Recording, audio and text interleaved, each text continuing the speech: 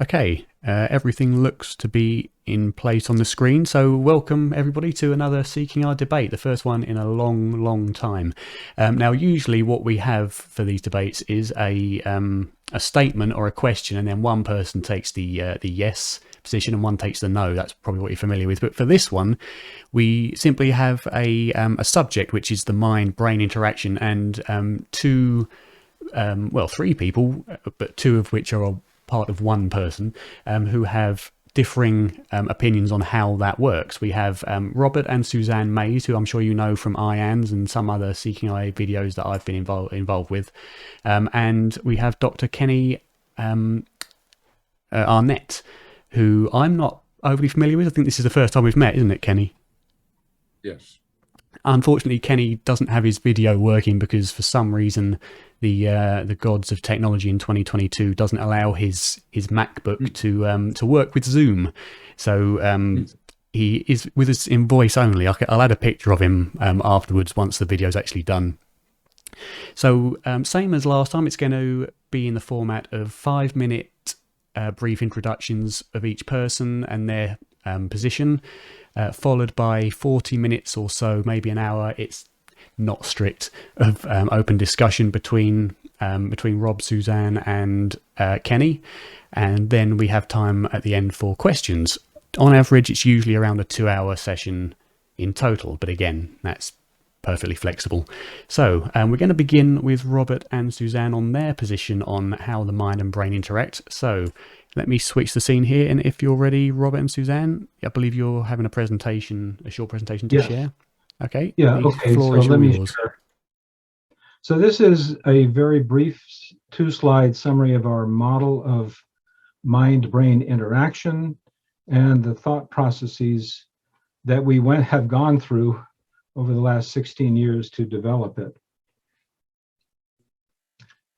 First of all, the archetypal phenomenon of NDEs is the separation of the mind, that is the locus of consciousness, from the body.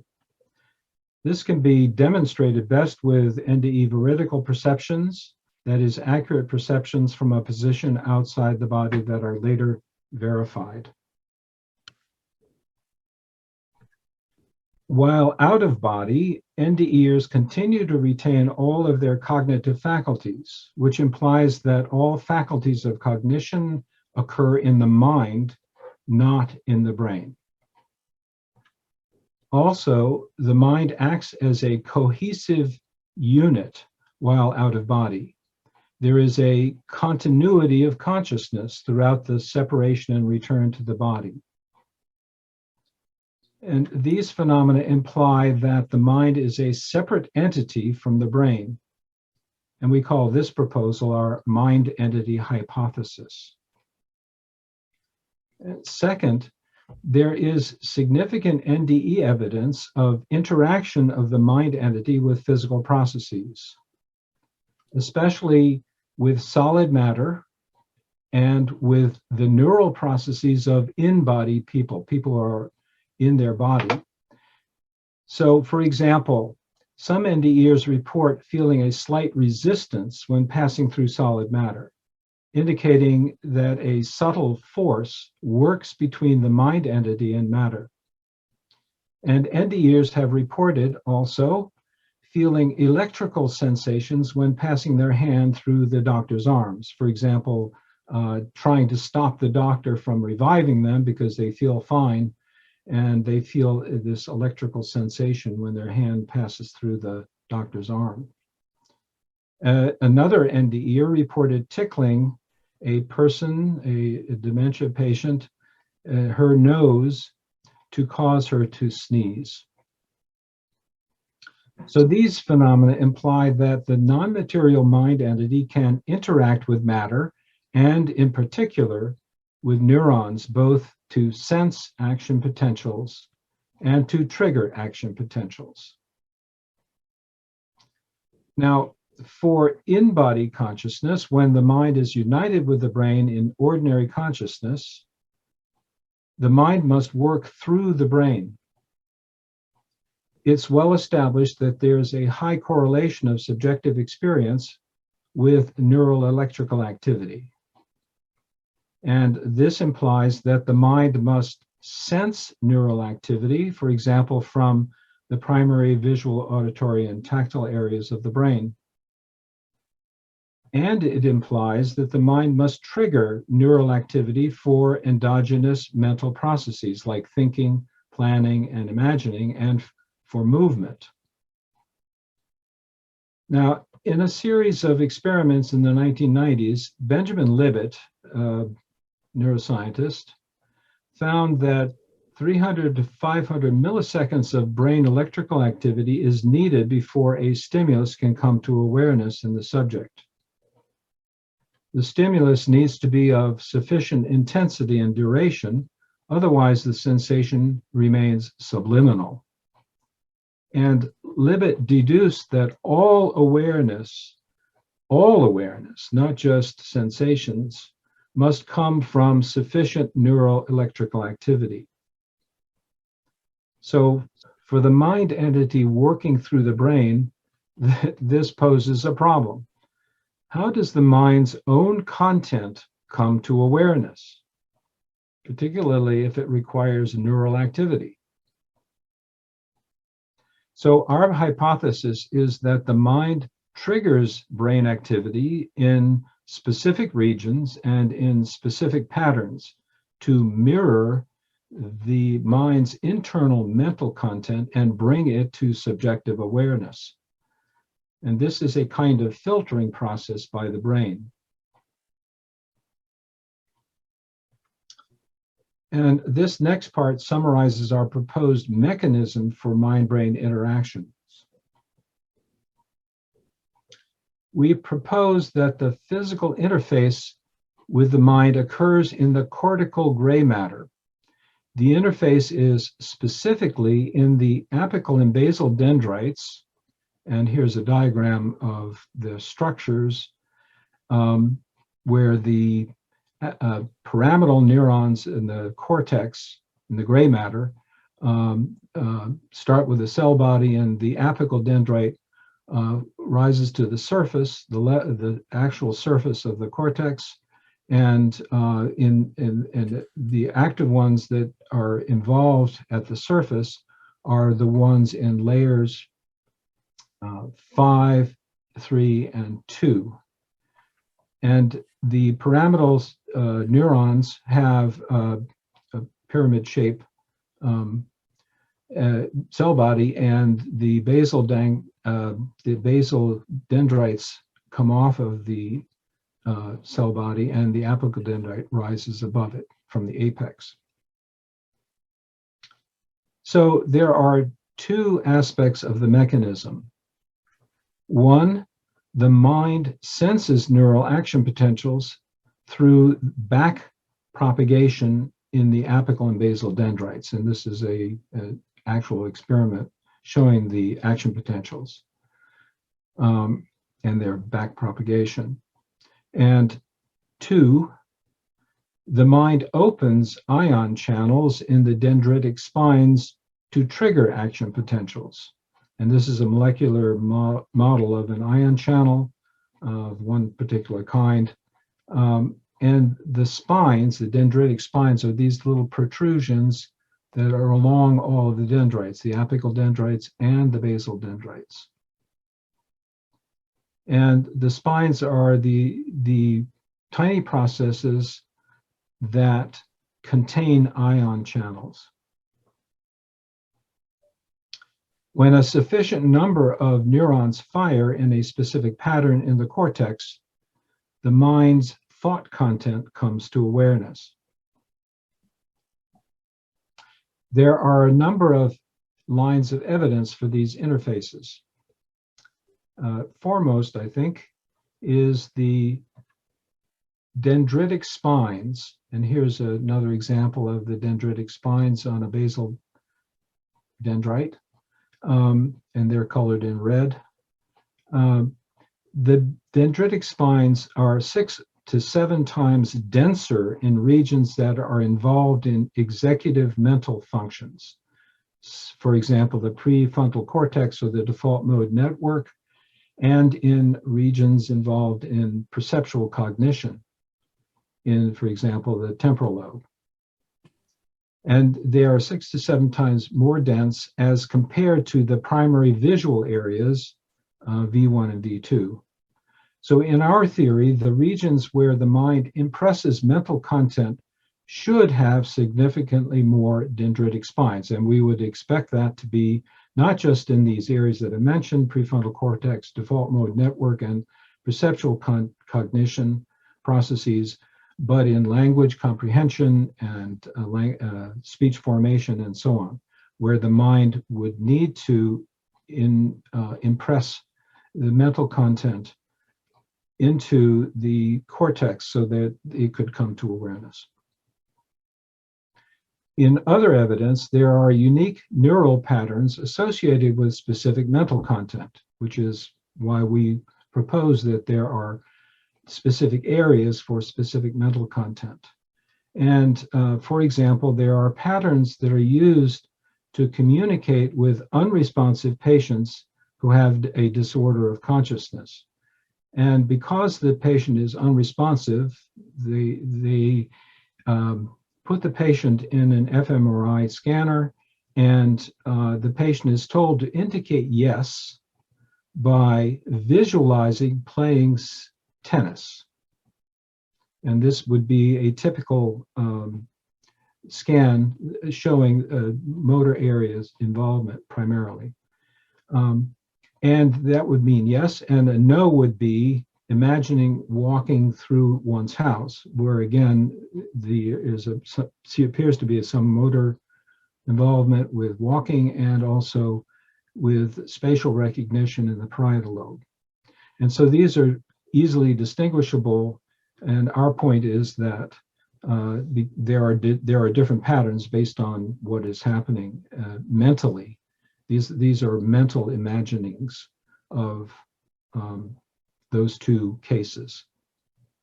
And in another example, there is apparent neuroplasticity when somebody is recovering mental function after a brain injury or strokes or tumors. And this probably occurs because the mind can relocate its cortical patterns to an adjacent brain area without rewiring any neural connections, because the apparent neuroplasticity happens very quickly. Anyway, so that summarizes our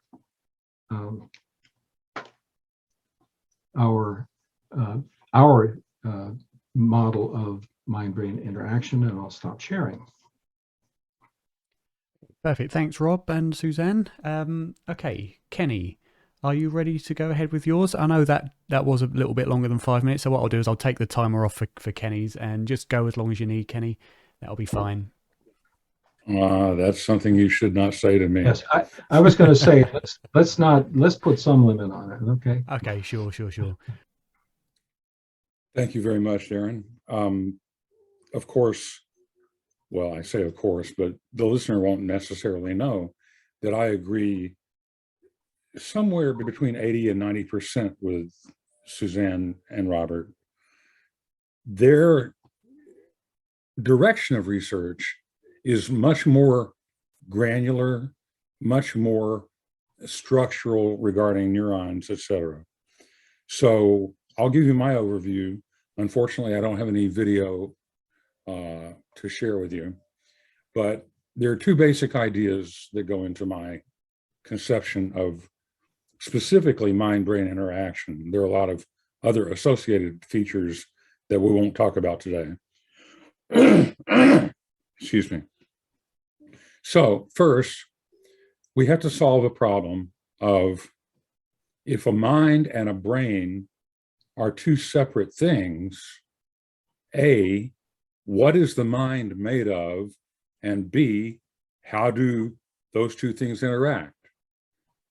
I take the view that the mind resides within the body and the brain, and so it must be possible for whatever substance the mind is made of to occupy the same physical space as matter. And we all know that two objects made of matter cannot possess the same space at the same time. So we have to have an idea about how it's possible for another substance that's not matter, but not energy either, that can overlap with matter in space and time. So my first proposal is one of the most recent developments in physics, a candidate for a so-called theory of everything called string theory or superstring theory or M theory. And the bottom line, basic outline I want to give you is that string theory says there are two kinds of, I'll call them particles in this universe. One kind of string is open-ended. And a string, by the way, is a tiny, tiny, incredibly, unimaginably tiny strand of energy. The open string is exactly that, open. One end or both ends are quote unquote attached to space-time. So these are particles that make up atoms and so forth.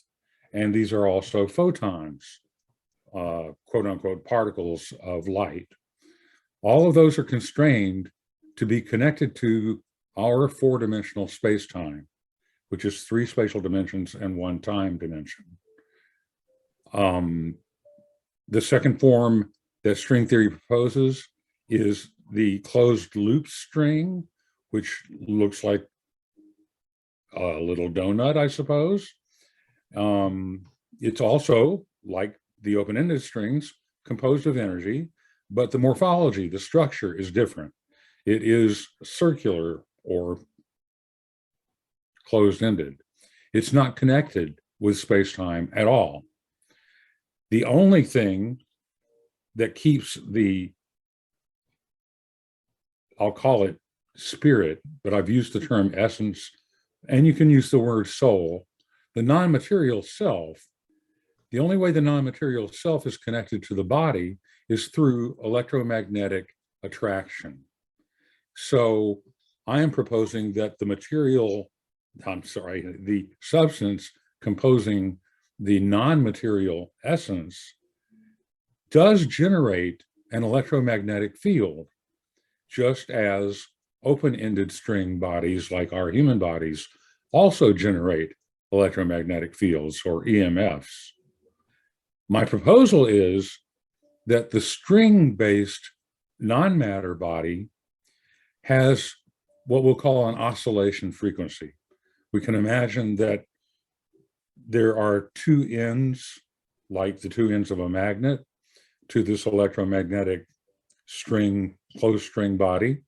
And that in the simplest case, the simplest way to think of it is that the charge, quote unquote, alternates between the two ends. One end is negative and then positive. The other end is positive and then negative. And they switch back and forth. And when the frequencies of the two oscillations of the body and the essence are constructively interfering, that is in phase with each other and matching, we have an electromagnetic attraction that pulls the essence into the body and connects it with the body intimately and intertwined with the brain and the neurons, as well as other neural networks in the body that include around the heart and around the gut. So my theory says that the human being is a physical body married to a non-physical essence, but the consciousness itself resides within the essence.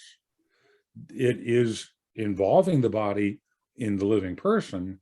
It's an interactionist model where the electromagnetic forces of the two entities involved are separate and can exist apart from each other.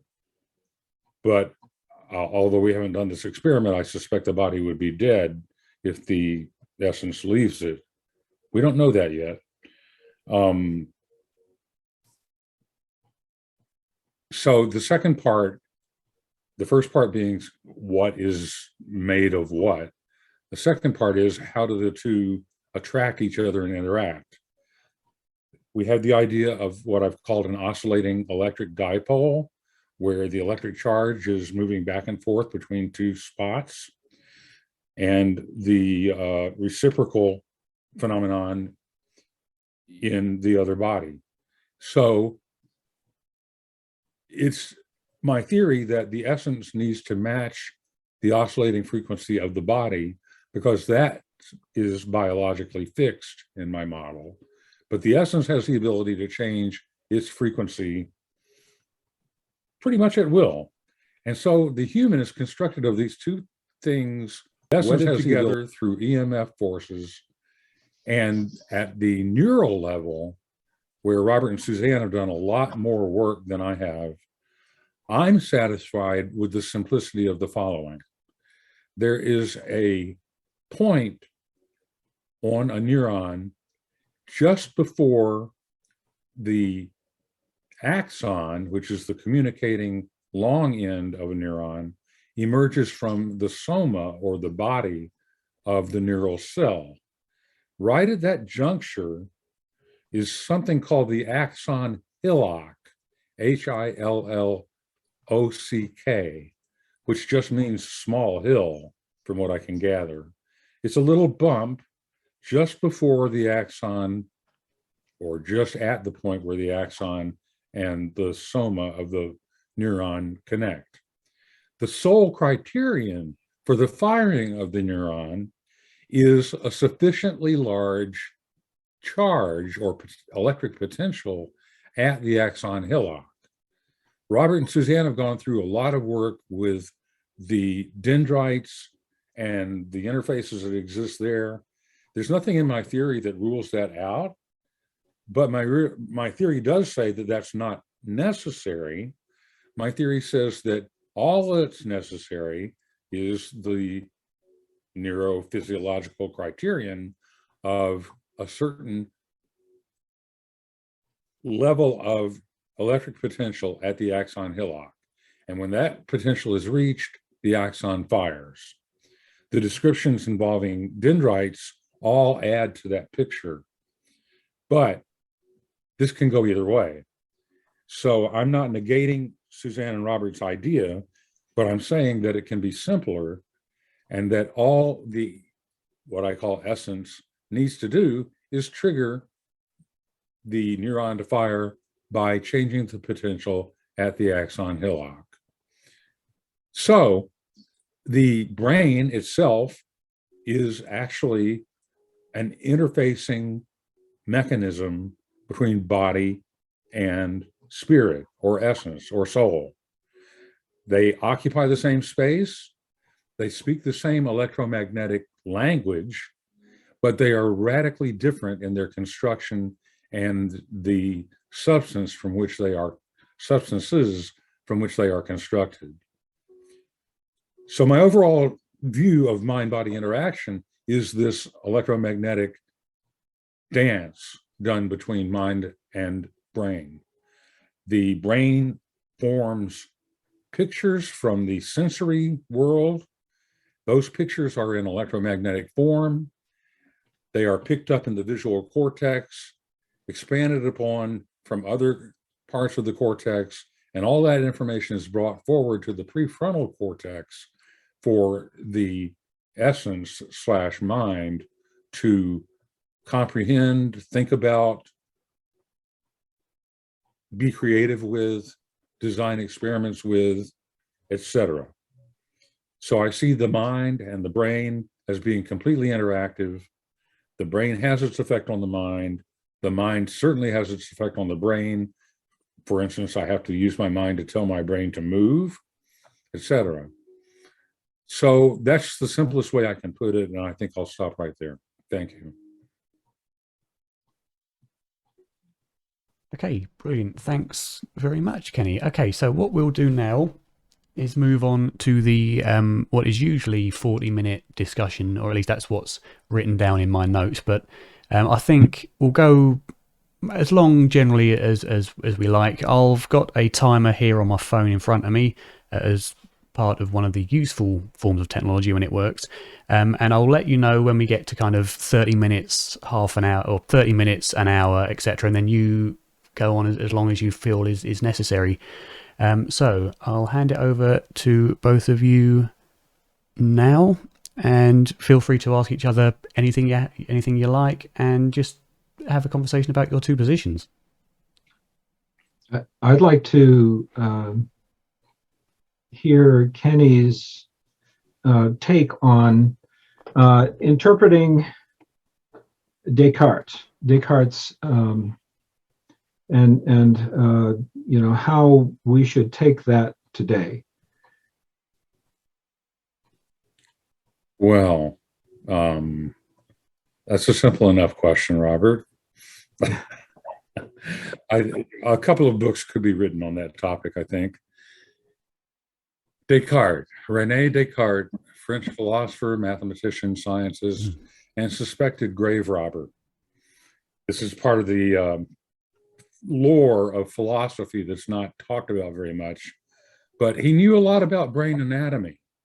And this was well before the Catholic Church allowed people to do autopsies or operate on cadavers or open the skulls of living people and stick electrodes in their brains and learn about the brain that way. No, all scientific exploration of the human body was forbidden by the Catholic Church in Descartes' time, which I believe was the early 1600s. He's considered to be the first modern philosopher. And then the last modern philosopher was Kant. So then you say, well, then what's left after modern? I've heard pre-future is what we're in now. Yeah. So anyway, René Descartes was a man well ahead of his time because he had the concept of the mind being something different from the body, the mind and body interacting. He was a substance dualist, an interactionist substance dualist. This is something that's not appreciated well in the psychological or philosophical communities. They tend to say that Descartes threw the body away and the body didn't matter to Descartes. That is wrong. If you read the majority of Descartes' work, including his work called The Passions of the Soul, you get a lot more information than you do from reading the classic meditations that he wrote that are always taught in philosophy. His picture is actually much more complex, and he deals with the intermingling of the mind and the body, as he puts it. And he understands that they can have causal action on the other, each one. So it's a reciprocity. The mind and the body interact on each other. This is how the mind knows what's going on in the outside world, because it's trapped in the brain during life. And it's how the body knows what to do, because the brain gives motor commands. It also keeps you breathing and your heart beating. So you need your brain. And dualists in the past have been accused of throwing the brain out and saying the brain doesn't matter. And that's absolutely false. Descartes would jump on that immediately and agree that is absolutely false. The brain matters very much.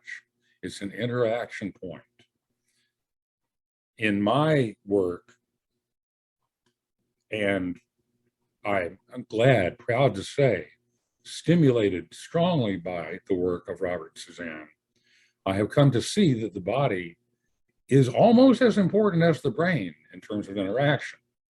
And through my study of Greek philosophy and Plato in particular, I've learned that we have three major interaction spots in the body, brain being primary, but also a cardiac nervous system and an enteric nervous system. It's called the tripartite soul in Platonic philosophy, but only Descartes would buy the word soul.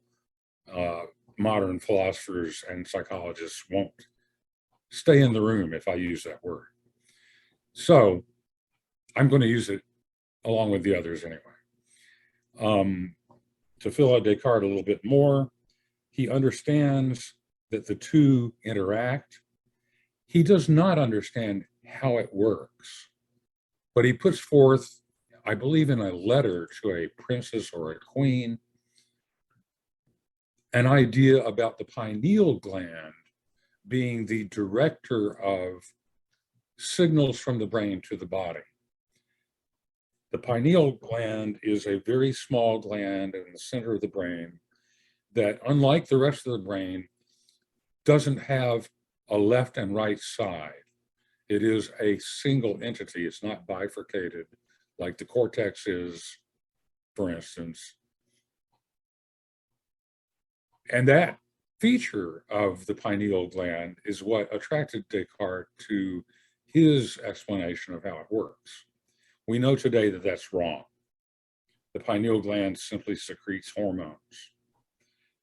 Instead, in my theory, the cortex of the brain is the primary interaction point. And I break it down into three parts. The cortex has primary, secondary, and tertiary parts. The primary parts are direct interactions with the sensory nerves coming from the body. Secondary parts process the primary information coming in directly from the senses and prepare that information for further processing and send it upstream to tertiary areas of the cortex that include the frontal cortex and the prefrontal cortex. But there are also some tertiary areas in the temporal lobe areas on both sides, and even in the back of the head in the parietal lobe. My model says that those tertiary areas are fed information from the primary and then secondary areas, but the tertiary areas are where the actual thinking goes on. And so in my model, that's the strongest area of overlap between the EMFs of the essence and the body. Basically, the essence works through the prefrontal lobes to influence and pick up information from the body. But it's not quite that simple as my thoughts have evolved, like I traced out a minute ago. So in fact, the entire body is involved, but the prefrontal lobes of the brain are crucial. That's why if you have a prefrontal lobe injury, you are a different person. There's a famous example from the 1800s of a man named Phineas Gage, who was a railroad worker, and an explosion went off when it wasn't supposed to, drove an iron rod through his forehead, and he lived, but he became a very different person. And we see that today with frontal lobe injuries from car accidents or medical problems. The frontal lobes are crucial in my theory.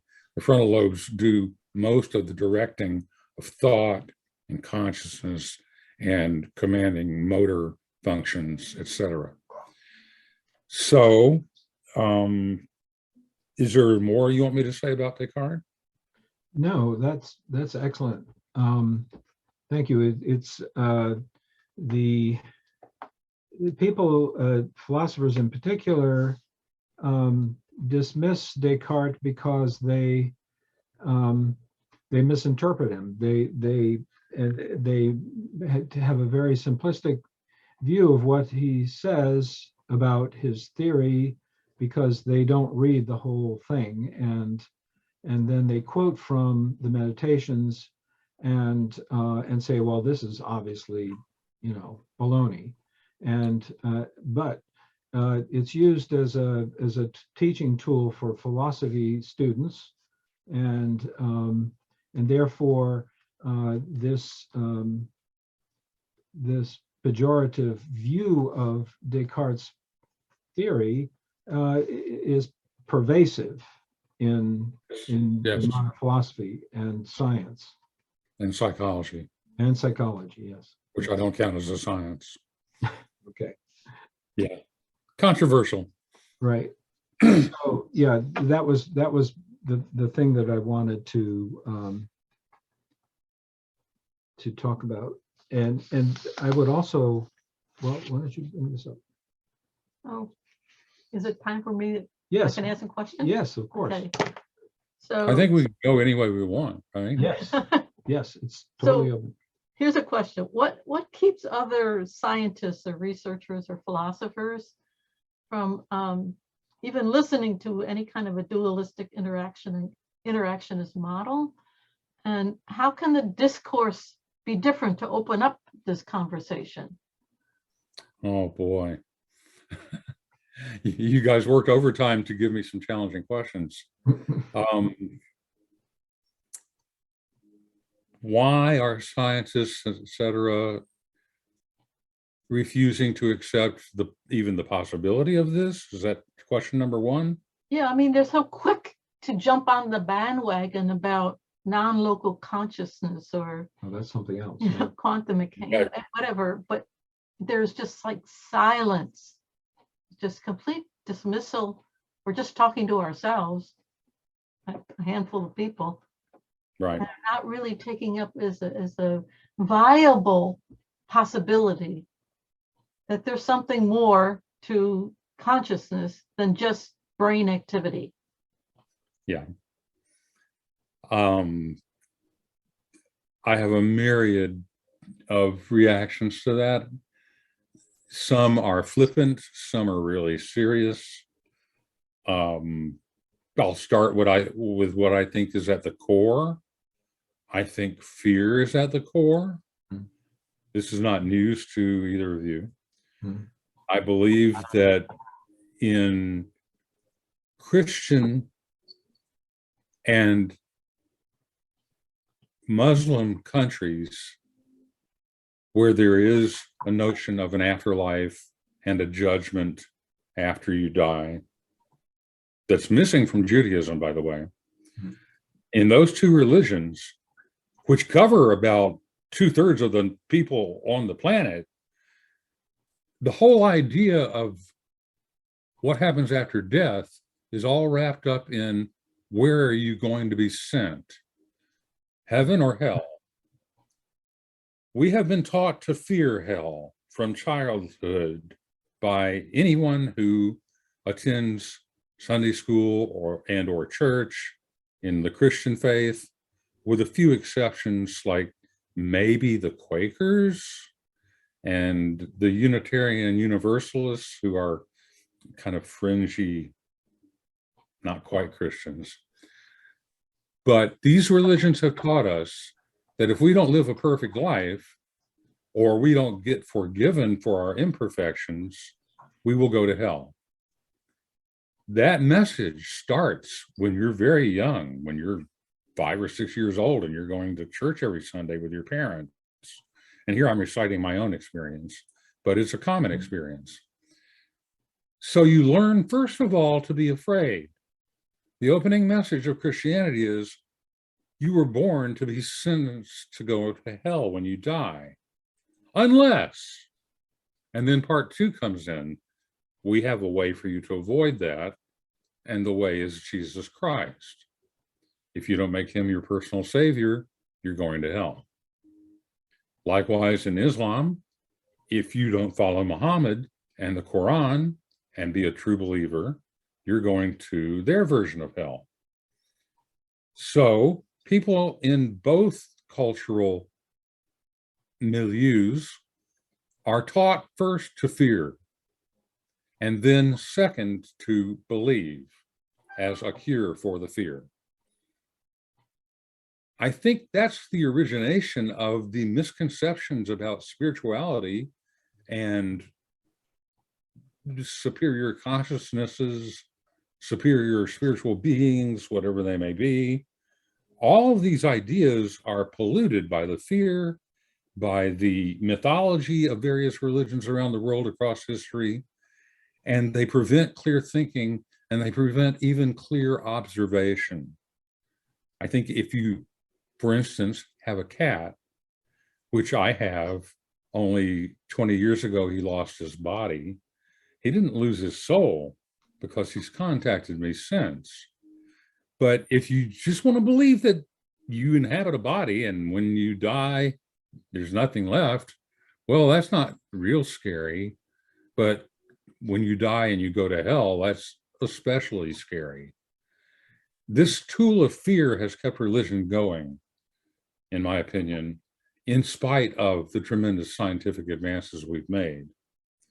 But I do believe that underlying religion is a core piece of truth, at least the religions that recognize a soul That would be Christianity, Islam, Buddhism. I'm sorry, Hinduism, maybe Buddhism, maybe not.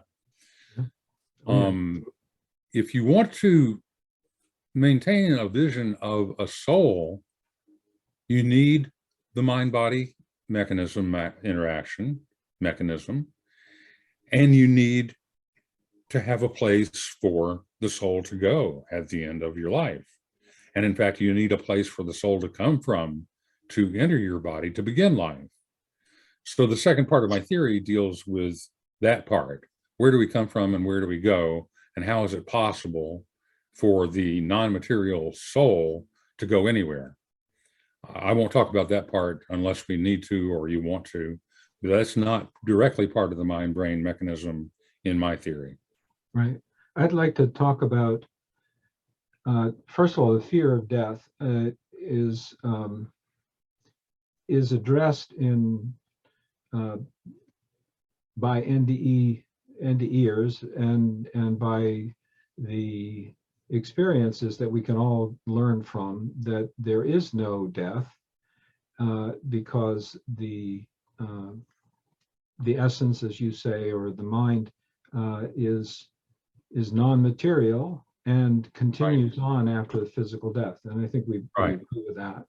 And I think that the evidence, there is ample evidence of that from a number of phenomena, NDEs being the primary one, but also shared death experiences, after-death communications. The fact that in NDEs and all of these other cases, there are the presence of deceased loved ones, and a number of cases where they can be verified that they are objectively real, and and so that message really needs to get out. And I think that one of the things about acceptance of these ideas has to do with the acceptance of the fact that the facts that can be explained through these theories, through yours and our theory, which, by the way, aren't that far apart. That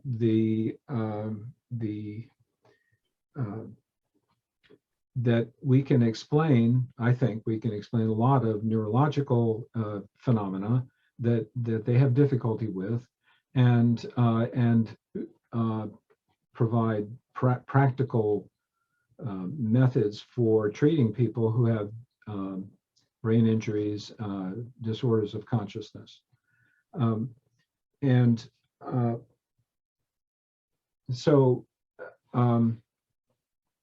This idea of the afterlife and survival needs to be further worked and explained to the public, but hopefully the idea of that we die, we cease to exist when the physical body dies, or that we die and we absolutely will go to hell or some area of punishment. Those things can be elucidated by studying NDEs, and I think that the other thing that needs to be looked at, particularly people who are involved in spirituality and near-death experience, studying near-death experiences, is the idea, which is really contradictory to the facts of near-death experiences and related experiences, that there is consciousness is non-local.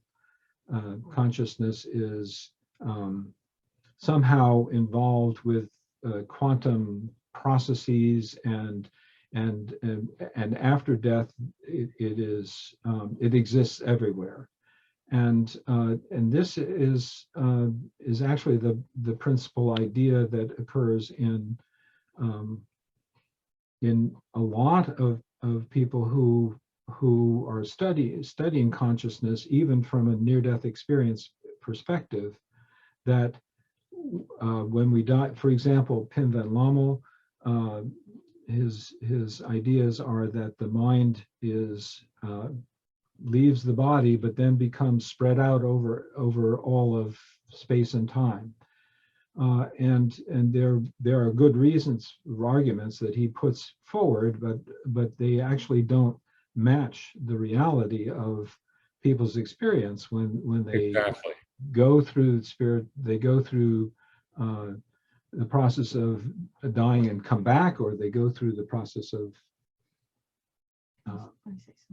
yeah, okay, go ahead. Well, so my initial question about, how to open up this conversation or this discourse with other people, other scientists, other researchers, is really based because the beginning of our research was the question. It was posed by two different premier researchers, Bruce Grayson and Peter Fenwick, and they both wanted to know, what's the mechanism? Okay, so when somebody comes up with a possibility, where's the enthusiasm to even engage in a conversation? Here's something we can talk about and really maybe go forward a little more with it. And you don't get that. Right. So that's why I asked that question. Here's somebody who's really been working in earnest to try and demonstrate a possibility of how this works, how the mind and the brain works. And there is, it's like, there's nothing. Even the two people who pose those questions to us are not really interested.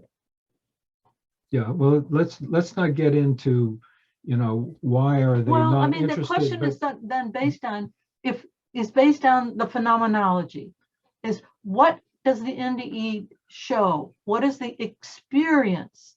And that's the data, okay? And so why can't there be more of a receptivity to when you bring out the phenomena, when you bring out the data? Okay. And how are we going to open it? Because this is a really vital question. If humanity continues on the course that is going, where all that we research and look at is just the purely physical phenomena, look in the world, what are we facing right now? Everything is just death and destruction. Right. There has got to be some turning around in the way we think about who we are as human beings and our relationship to all forms of life on Earth and above the Earth. Yes. So this is why the question of the mind-brain relationship is so vital, critical, urgent. Yes, I agree. So let me give you a picture I've had in my head for a couple of weeks that I think puts some meat to this skeleton that I put forward. The idea of interactionist substance dualism, you can see as the seat of a three-legged stool. And the three legs that support this idea are, first, what I call intersubjective agreement, which is that the millions of people who have had NDEs have certain elements of their NDEs in common with each other. Yep. Even though the NDEs occur completely independently of each other to people who do not know each other on different sides of the planet. So there's a consistency in the phenomenology of the NDEs that's agreed upon by the vast majority of people who undergo the experience. I call that intersubjective agreement. That's as close as we can get to objectivity. And in fact, nothing is really objective, because how do you know that the temperature on your thermometer is 98.6? Well, you look at it and you see the level is right at 98.6, and you give it to me and you say, what do you see? And I say, I see 98.6, and we have intersubjective agreement about an objective measurement. But if we didn't agree, we would no longer agree that that measurement was objective. So subjectivity interlaces everything that we do as humans. The way to capture it and make it work for us is through intersubjective agreement, and that's what's given us the major features of the NDE that are confirmed in every study, including von Lommell's. Those are the bones or the muscles connected to the bones. The intersubjective agreement lets us know what constitutes an NDE and allowed Bruce Grayson to construct his NDE scale, which is nothing more than yes or no. Did you experience this following list of NDE phenomena? And of course, the higher you go on the scale, the more agreement you have with the list of phenomena. So intersubjective agreement is already built into the works of near-death studies. So that's one leg of the stool. The second leg of the stool is agreement in general with scientific principles, which are not the same thing as individual experiences, but are rather, quote unquote, objectively verified by science. So I've described earlier my view of the interaction mechanism from a scientific point of view. And I'm still somewhat boggled by the idea, but I'm sold on it, that they came up with a string theory, which fills in the one gap I had, major gap in my theory of what is the essence made of that allows it to overlap with matter and interact with it at the same time. It wasn't until I learned about string theory that I figured out that that's how it could work. So one leg is intersubjective agreement. The second leg is agreement with known or up and coming physics. The third leg, I'm struggling with my memory.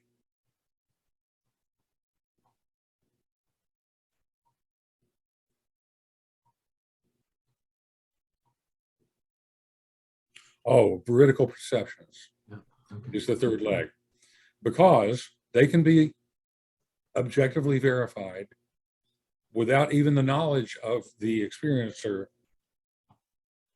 And a researcher like Michael Sabom, who published in 1982, I think, his book was called Reflections of Death, Recollections of Death. Recollections of Death, yes. Yes.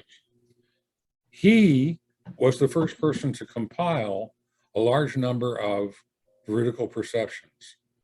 Correct. And in reading his book, that's what converted me into a believer, from a skeptic to a believer, because so many cases had observations made by a dissociated essence or by a soul or spirit that were verifiable in the medical records while the person was under anesthesia and had their eyes taped shut.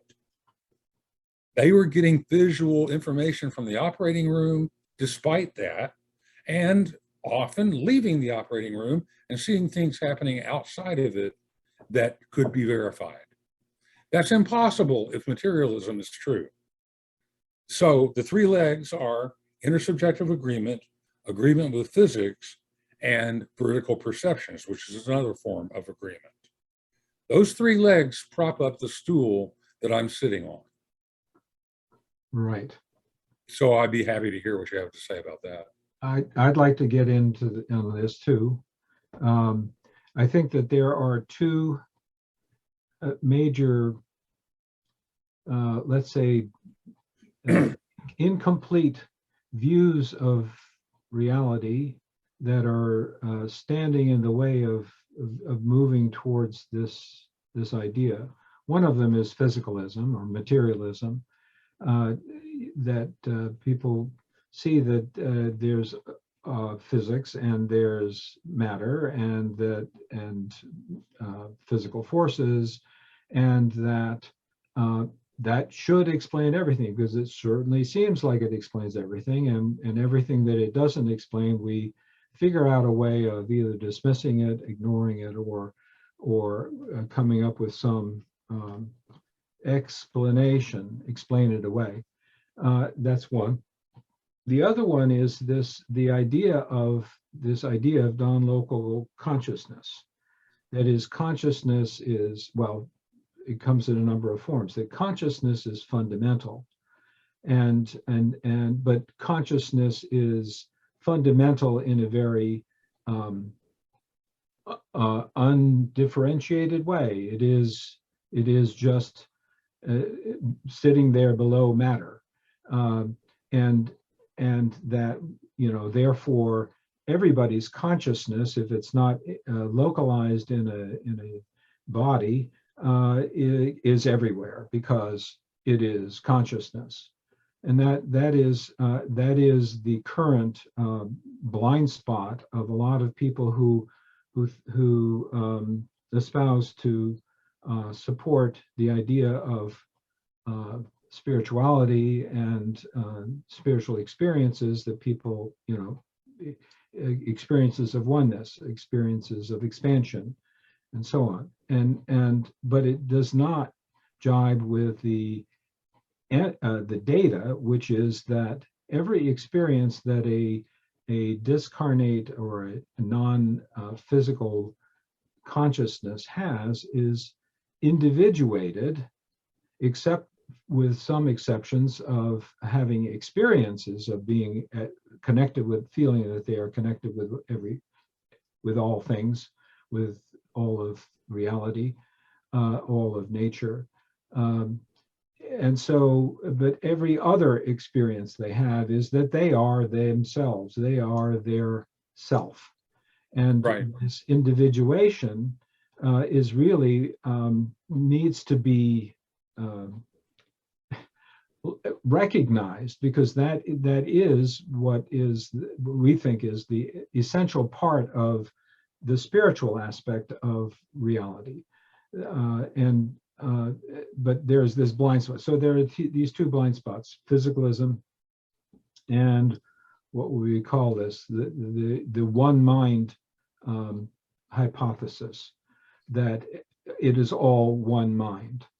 And yet the experience of a person with pre-birth memories, knowing that they were going to be born and as an individual, and that they decided and have this incarnation now, and that they have a near-death experience and they are still individuated, and they have and people have are in the presence of people who are dying, who see that they are still individuated as they die, because they share in the shared death experience. They share that experience.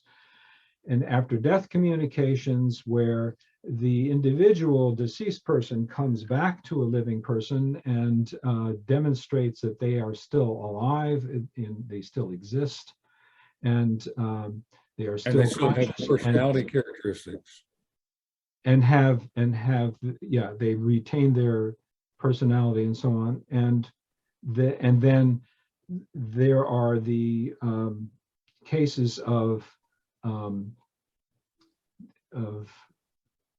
what is it? The higher beings, other beings. No, reincarnation. Well, of course, coming back, but there's another phenomenon in the middle there.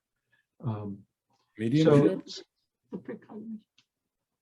Sorry, Kenny? Mediumship? Well, yeah, mediumship is another way of demonstrating that they're individuated. The point is, throughout this whole spectrum, and then they are reincarnated, they remember their past life, and it can be verified, and so it's throughout lifetime to lifetime, it is individuation. Yeah. And just to jump in then, very quickly, that's the half-an-hour mark, but just to let you know. Half of our time, or half an hour? Half an hour. Oh, okay. So we still have a ways to go. Okay. Yeah, just letting you know. Thank you.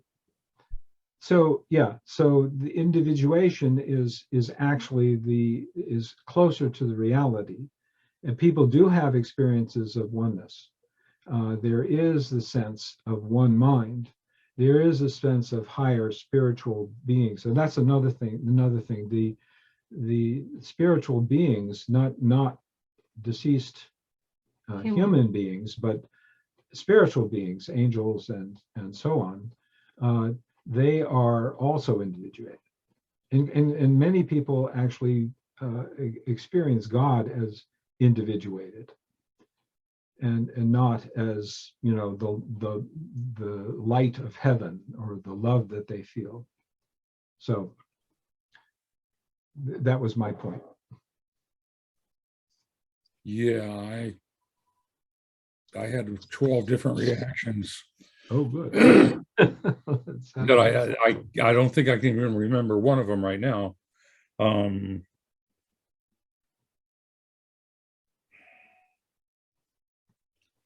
Yeah, the central response I want to give you on that is that there's nothing wrong with conceiving of a vast number of individuals who are interconnected. So there's no inherent contradiction between the idea of individuated consciousness and interconnected consciousness. Correct. In fact, if you want to take the computer neural network as a model for this, we would each be a bit connected to all the other bits, either directly or indirectly, in a vast network of consciousness, but in my analogy, electricity. And each of those bits is still a bit, even though it's connected to other bits. Each of those bits has its own identity. We could number them and they would retain the same number, just like people. So during the NDE, you lose your body, you go to another realm, as they say, and you interact with people or entities that don't have bodies either. And it is reported on occasion in the NDE literature that so-called mergers occur, that two can come together into one and then split apart again.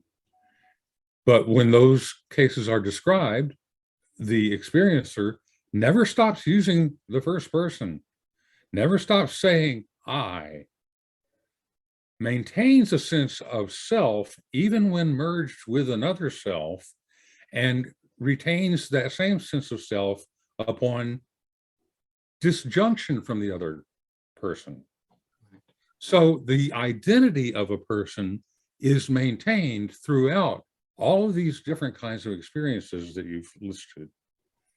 I don't think there's anything to learn from that other than we are indeed individuals.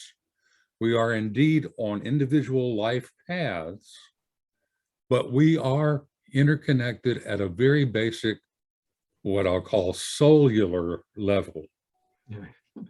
We are connected in ways that can't be currently described by known human physics.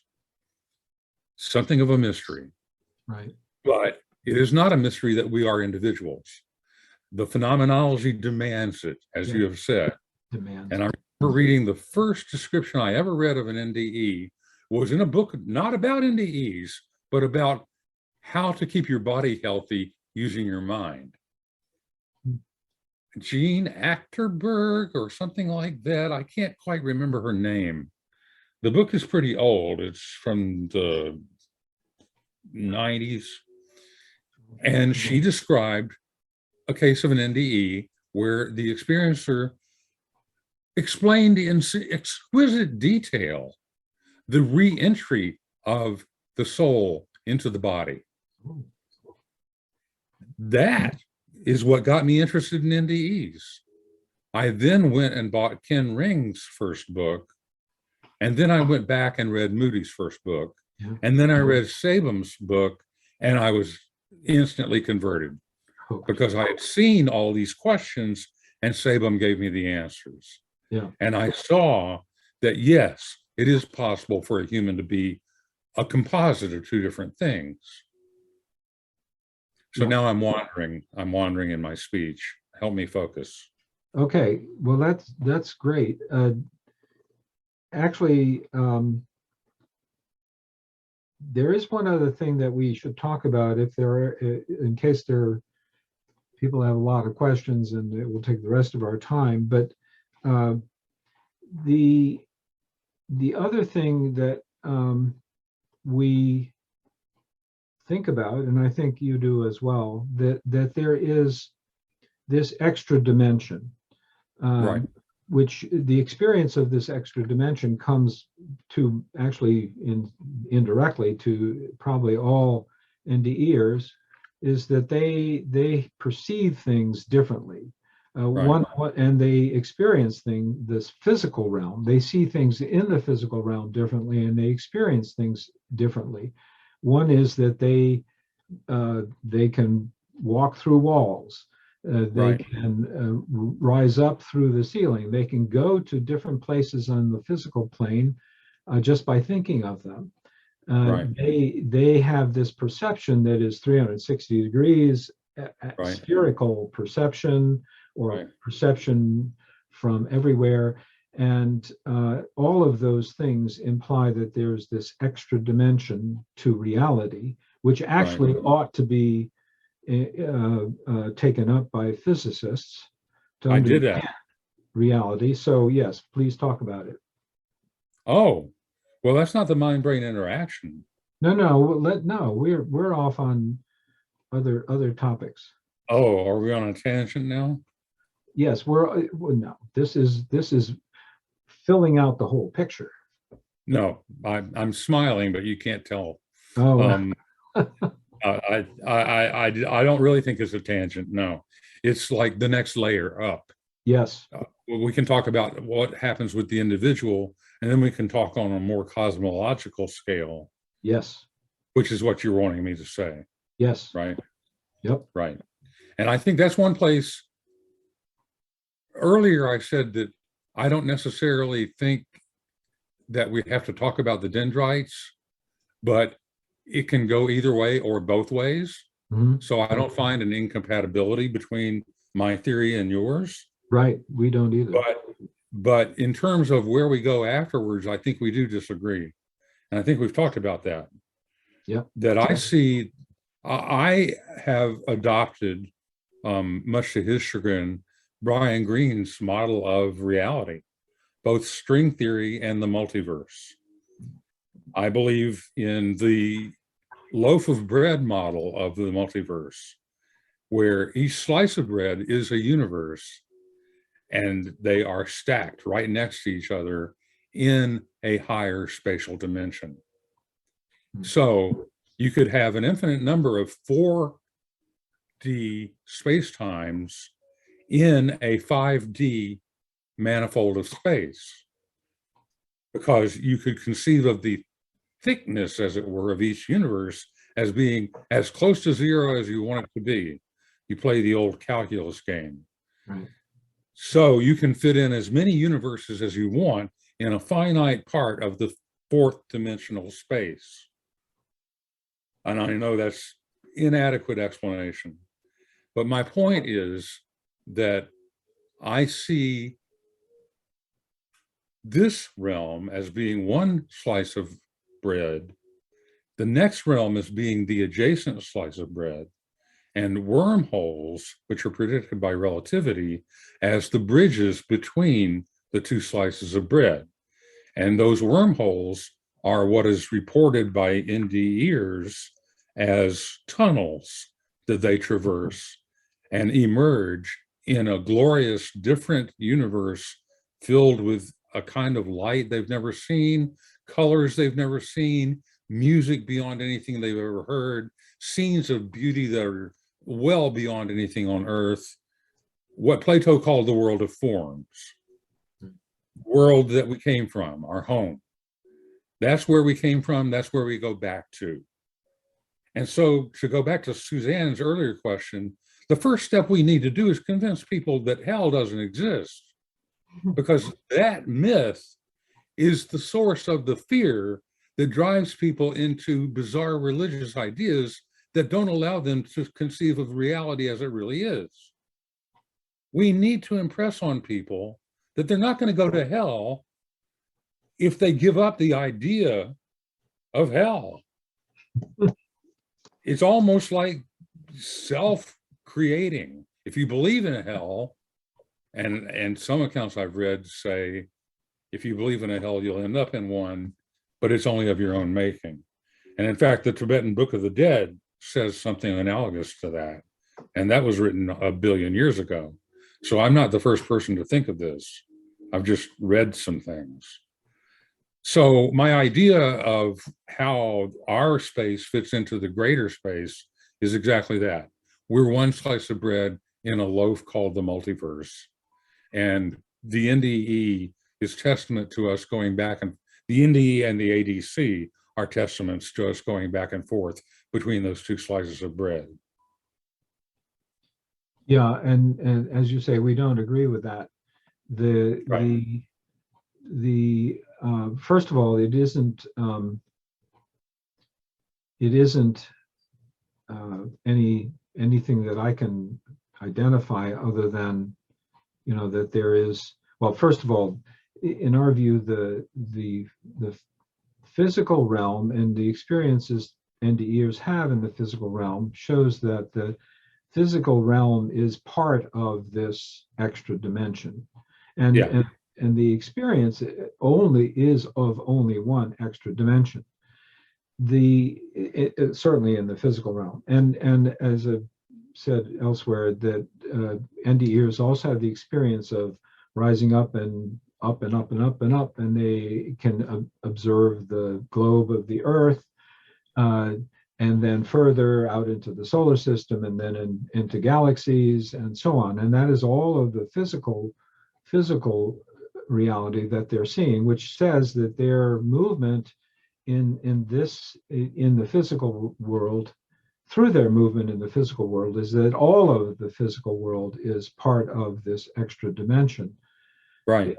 And so one, and also because they are invisible to the physical, you know, to people when they're out of their body, they're invisible unless one has certain clairvoyant capabilities.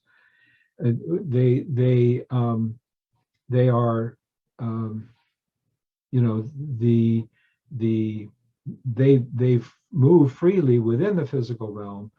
The physical realm and this extra dimension are one thing throughout all of physical space. And then, of course, there is this transition. Usually, it's noticeable transition from the physical, even though they're in outer space. Then they see a light, and that light isn't part of the physical realm, and they go to it, or there's a tunnel and or a wormhole, as you say, and there is this other realm, and they experience different levels or regions or whatever you want to say of this transcendent realm, and there's appears to be only one of them, but in fact we think it's all the transcendent realm, the spiritual world, is one with all of physical reality and goes beyond that. So but yeah, there isn't any evidence of this.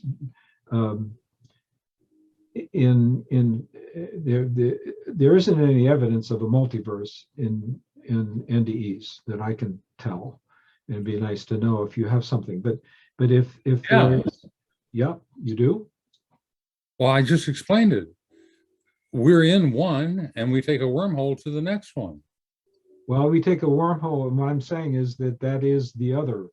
That is, yeah, but that is, if that's the case, then that dimension encompasses all of physical reality. So when we do this, we're doing this in a way of going outside the physical universe, but still in the all-encompassing, all-pervading transcendent realm. Let me rephrase what I'm saying and see if that helps. I think of our four-dimensional physical space as being embedded in a five-dimensional space. Right. In that manner, the five-dimensional space envelops all of the four-dimensional spaces. Correct. The four-dimensional space is simply a slice out of the five-dimensional realm. Well, or a projection from it. Yes. Okay. Mm, I have Somehow trouble you with the word projection. somehow you're separating it when it's not separated. It's all pervasive, Well, all now encompassing. if they weren't separated, you wouldn't need a wormhole to go between them. Well, I don't understand. That seems to be just a transition from the physical realm to this higher encompassing realm. No. See, that's where that's where we disagree. I Okay. think the adjoining universe is also a 4D space, and that the bridge in between is a 5D object.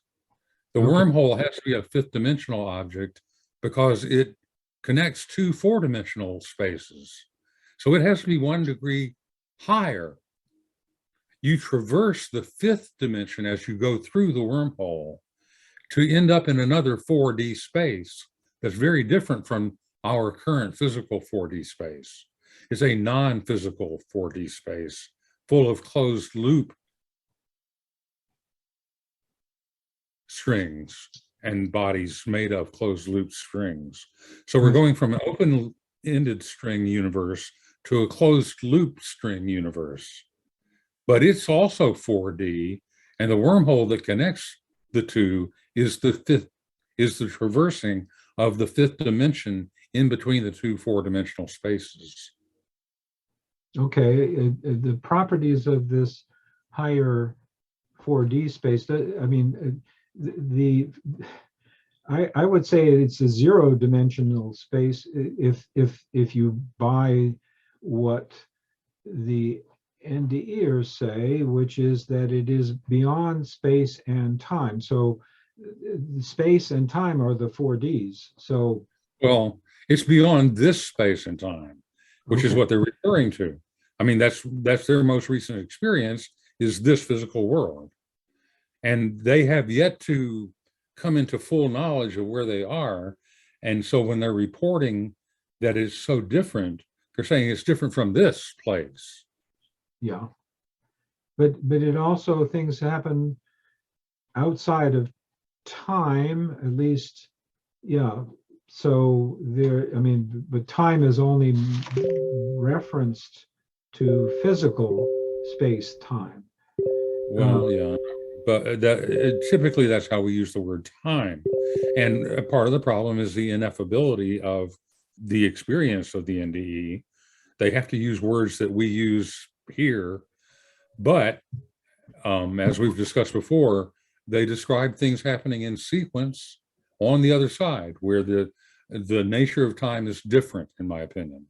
There is a form of time, it's just a different form, and things do happen in a sequence, or else they would never be told, it's not time for you to be here yet, go back.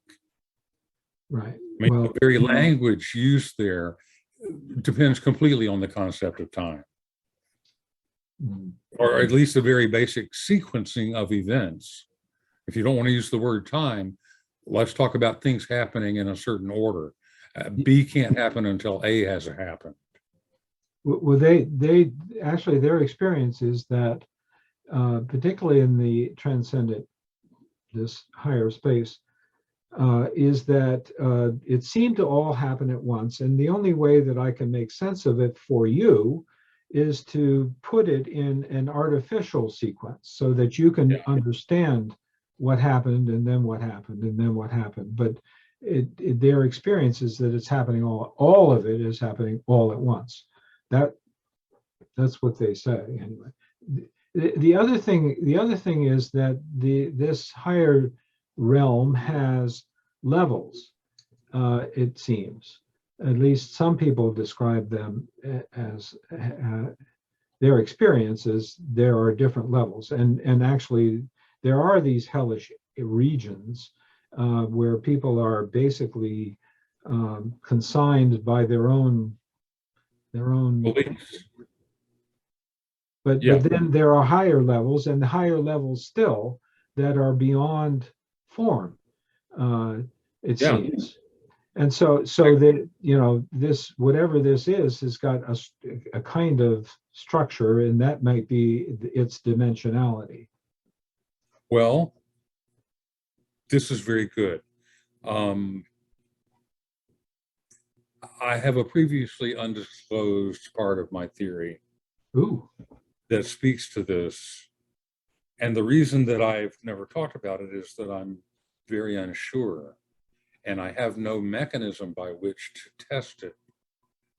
But if I go with my loaf of bread theory, then there's no reason why there couldn't be another universe parallel to the spiritual universe we go to after death, a higher level than the next higher level from us here now. In other words, there's no theoretical limit on how many heavens there could be, to put it colloquially. Those could be those levels, yeah. So yes, the next level could have portals to another next level beyond it, and so on. That possibility is not excluded by my theory, and in fact, I suspect that that's the way it works. I suspect that the closed loop string world is just another step towards a different kind of existence entirely, where perhaps you can't even identify objects at all. You can in the next level, but I don't think that's where the supreme, what I call core consciousness, resides. I think the core consciousness resides at an even higher level. So there must be a third space-time besides the two that we've been talking about. So I'm open to the idea that there are levels. Each of the levels in my scheme would be another loaf of bread. Okay. Yeah, your thought is very much like Bernard Carr. Although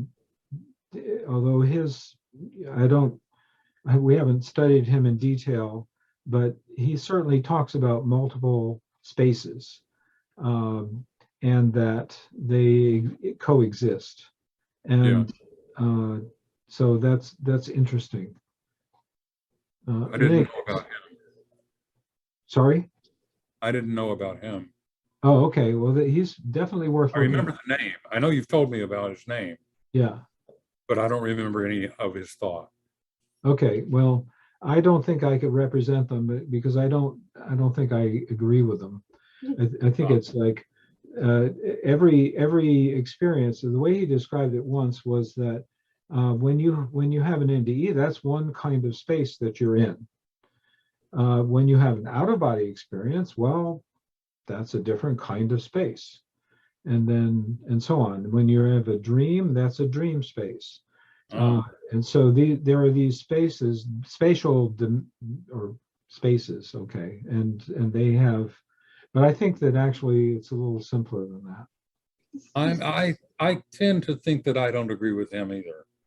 Okay, well, don't take my description. Well, just for the moment, I'll pencil in my agreement with your disagreement. Okay. Did you have a? He's British. He's British, yes. Oh, that explains nothing. That explains something? I don't know. No, the British have come up with some really great ideas. I mean, they've been in this game a long time. Yeah. From the 1800s with the spirituality movement. So I bring it up because Darren is British. Yes. I appreciate it. Well, I'm complimenting his entire country because they made progress in the 19th century on these issues with innovative techniques. Of course, there was some chicanery involved in some cases, but it was not unusual to have a seance and channel spirits. Yeah. And that kind of fell out of fashion, as it were. I tend to think that the further along we go, the more regressed we become. So that one day, I'm not sure what we'll believe in anymore. There's something even more nasty than matter. I don't know. Should we move on to questions? Yeah. Sure. Yeah. Okay, so there are a couple aimed at Robert and Suzanne, one aimed at Kenny, but I think both Robert and Suzanne's questions are probably better off aimed at both of you because you both kind of talk about the subject. So, first question from Louis. If the mind is somehow separate from the brain, why do anesthetics take mind away, and why does or do things like dementia and Alzheimer's change who we are? Okay. Yeah. Yeah. Probably. Well, yeah, this is to do with the processes, the connection between the mind and the brain. And actually, anesthetics are an excellent thing to study. There has to be a mechanism for some very simple, essentially non-reactive substances that can be absorbed in the blood and end up in the brain that interfere with the mind's connection with the brain. In the channels, the ion channels. Well, yeah, right, in the ion channels. But it can't be something that is physical, or it can't be something that interferes with the normal neurological processes of breathing, your heart beating, but your consciousness, the aspect of the brain that is dealing with consciousness, has to be blocked. If it blocked everything, then you die. So it isn't that. So it has to be something that blocks selectively. And in our theory, the one place that is selectively available is this ion channel that the mind uses to impress its mental content, which means that will be you will be open to if that is blocked somehow, if somehow the way the mind works with these ion channels to open them fails to work when in the presence of this substance, which could be simply an inert gas or non-reactive volatile organic substance, that has the selective power to block this process, then the mind cannot impress anything of its mental content in the brain, and this goes to the process of perception. So if you are in surgery and you're being cut open or whatever, and ordinarily you would feel pain, then the blocking of the process of perception starts with the somatosensory area, primary somatosensory area, where you will get the initial impulse, evoked potential of the pain of what's happening to you in your brain, and the mind would like to take it up and become conscious of it, but it can't, because it requires the mind to continue the process of the thing coming to awareness, the sensation coming to awareness. So there is probably the detection of some pain coming, but that can't be any awareness because the mental aspect of that perception is blocked. So that's how it would work with anesthetics. And the other one was dementia and Alzheimer's. And Alzheimer's. So we'll deal with those same. Yeah. So there are processes. Again, there are areas in the brain where the mind takes up things. For example, in recalling memories. And by the way, the hippocampi will be areas that the mind has to be involved. There will be high density of dendritic spines in those neurons. But again, the memory, either the formation. Well, we'll deal with amnesia, but separately. But the recollection of memories will be blocked because, again, the mind cannot take them up. They can be impressed. The mind can bring them to try to impress them into the neural structures of the hippocampus, but they will be blocked and not come to awareness. And so there might even be a sense that there's something I should remember, but I don't. Okay, or it's just blank, because again, the Alzheimer's, if it attacks the hippocampus or some part of that recollection process, you won't be able to remember things. And again, if somebody has a language problem, that is, they cannot remember semantic memory.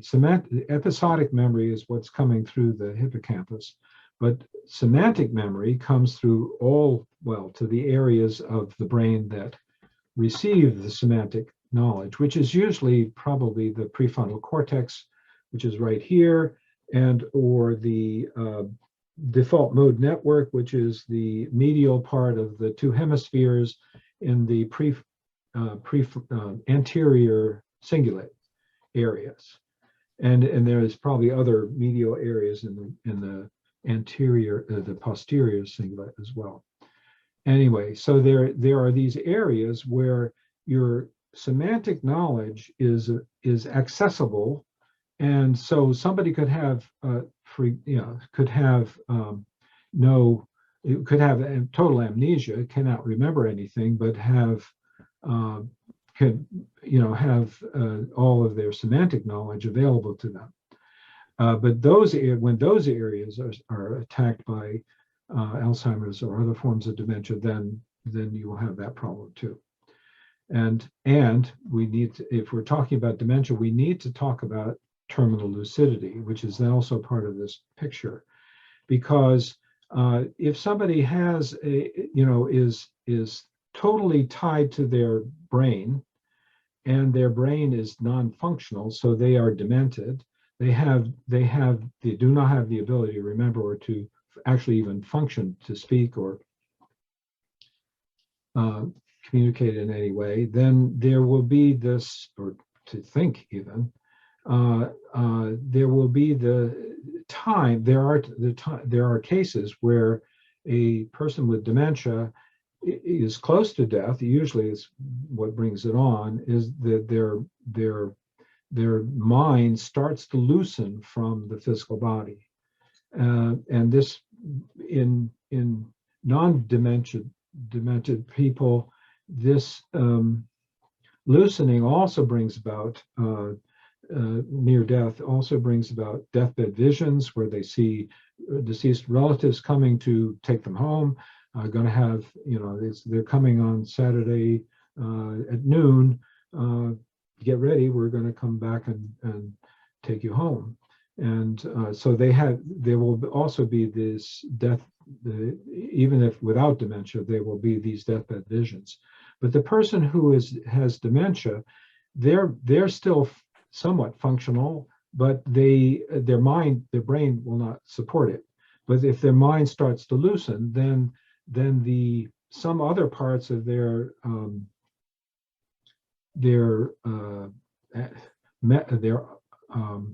let's just say their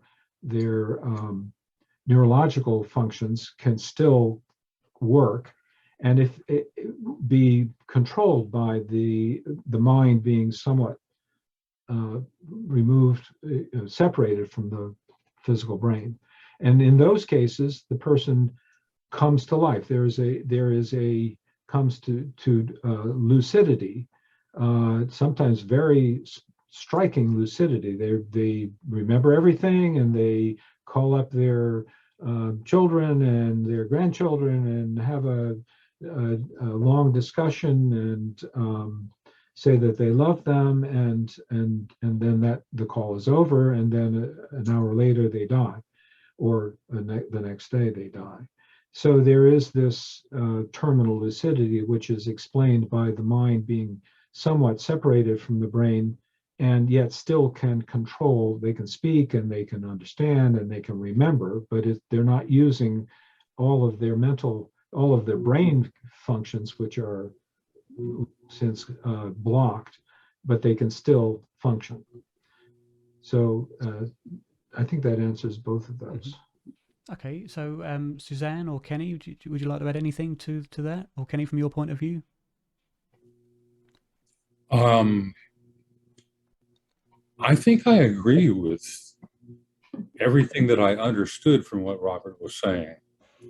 Okay. He's much more deeply into that aspect than I am, but I didn't hear anything that I disagreed with.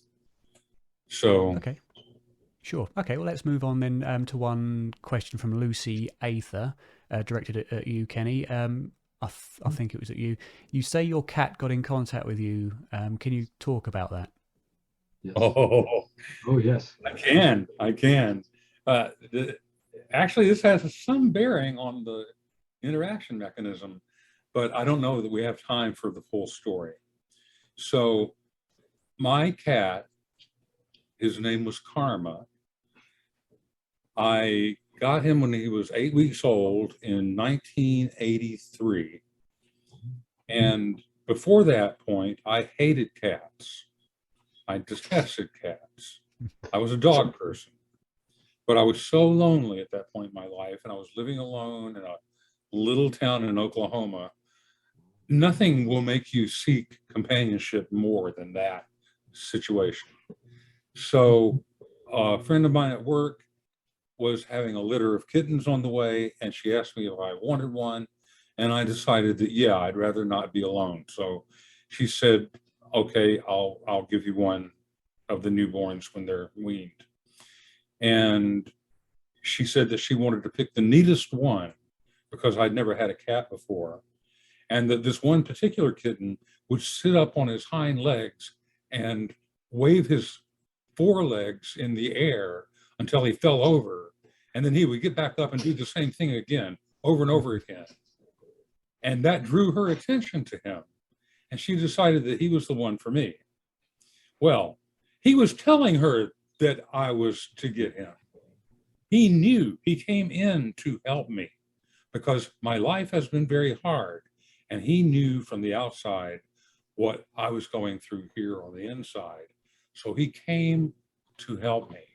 And he came in the form of a cat so that he wouldn't displace a human relationship, so that he could devote himself entirely to me, so that he could be my rock.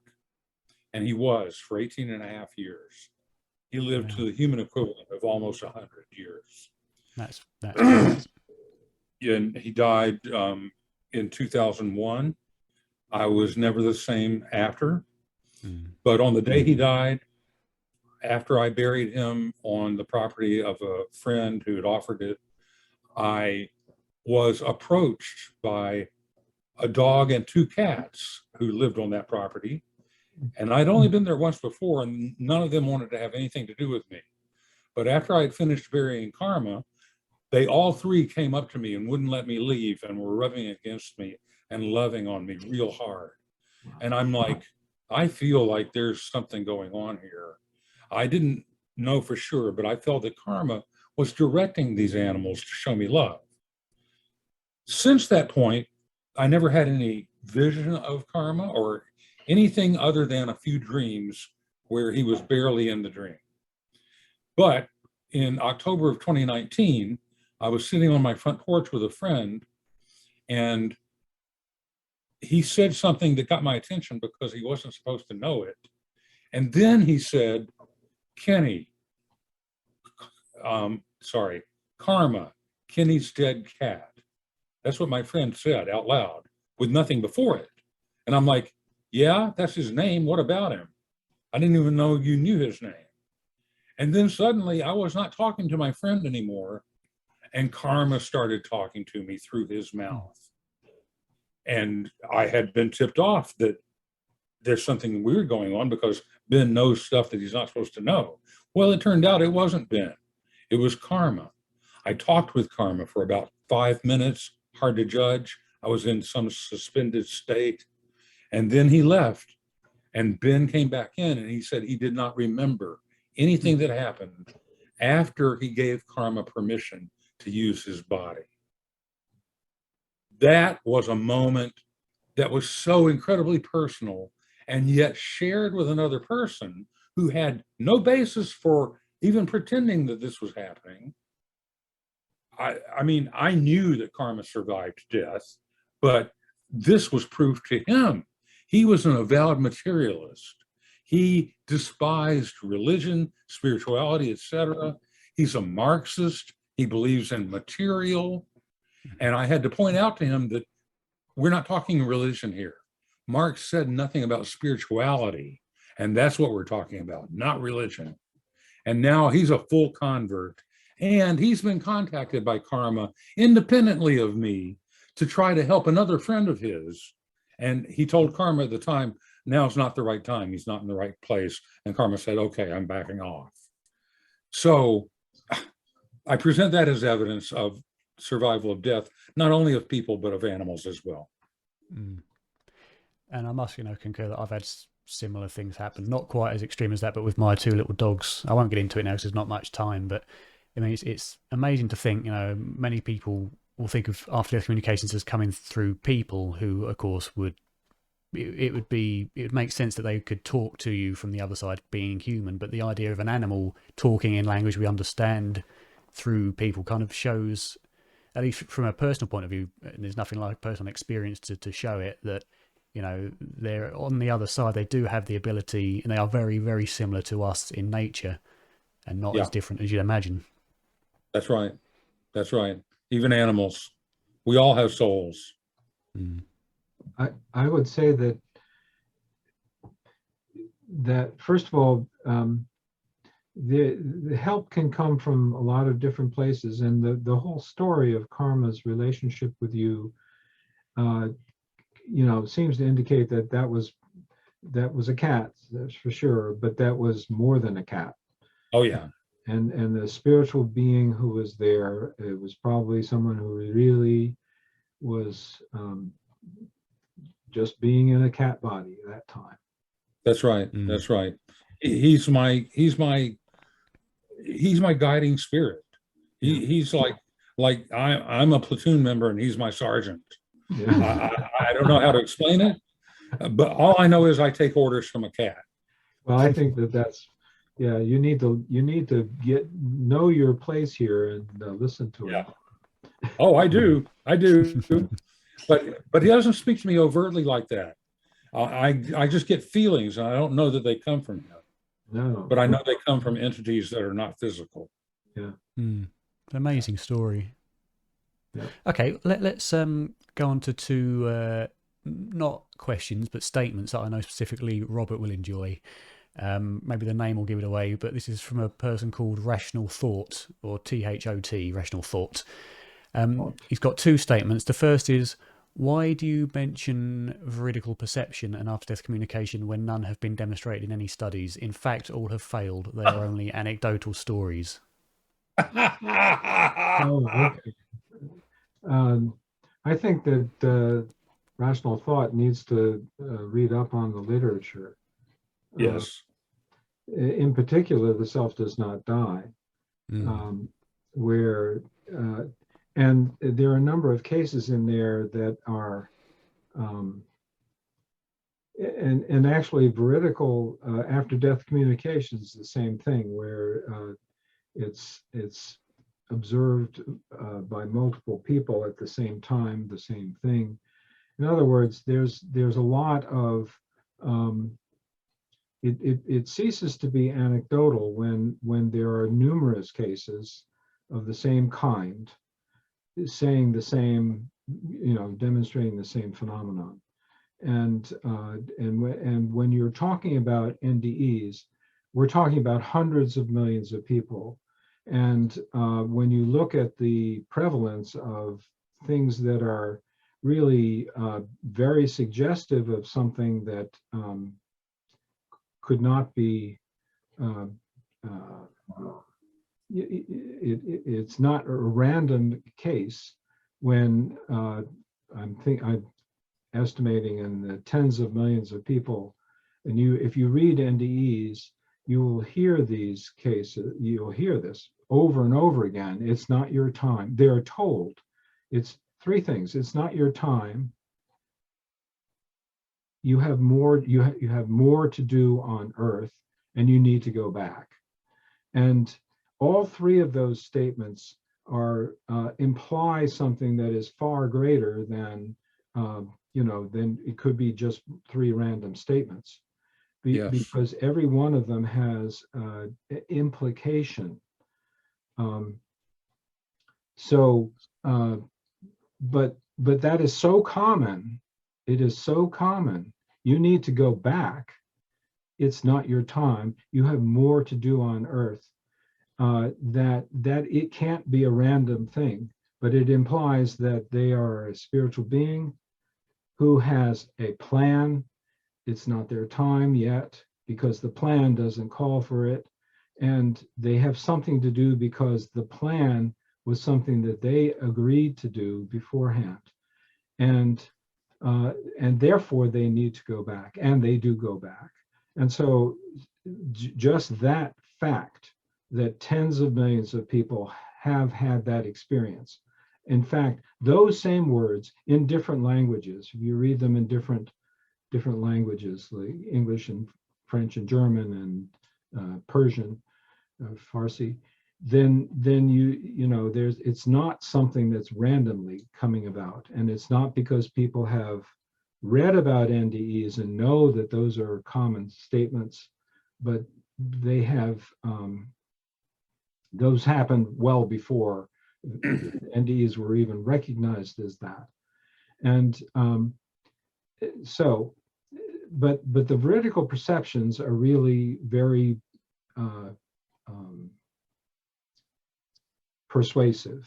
And the cases, Lloyd Rudy's patient, Lauren Belge's patient, Howard, where there is all of, people try to explain them away. And when philosophers and scientists, neuroscientists have tried to explain these cases, skeptics, I should say, try to explain these cases, they end up coming up with explanations that work in that particular case, or maybe another case, but they don't work in all of the cases. And so you end up with an ad hoc explanation for Pam Reynolds and a different ad hoc explanation for Maria's shoe. And then you end up